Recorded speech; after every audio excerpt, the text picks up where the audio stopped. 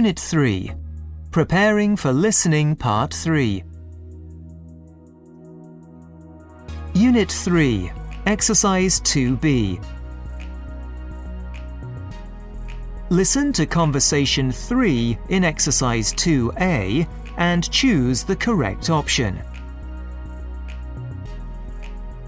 You hear a customer talking to a member of an after-sales team. Hello, after-sales service. How can I help you? Hi, I bought a vacuum cleaner from you the other day and it seems there's a problem. I see. What kind of problem, madam?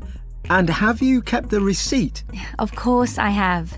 Well, anyway, I tried using it yesterday and after a while the motor stopped running. Hello, after-sales service. How can I help you? Hi, I bought a vacuum cleaner from you the other day and it seems there's a problem. I see. What kind of problem, madam? And have you kept the receipt? Of course I have. Well, anyway, I tried using it yesterday and after a while the motor stopped running.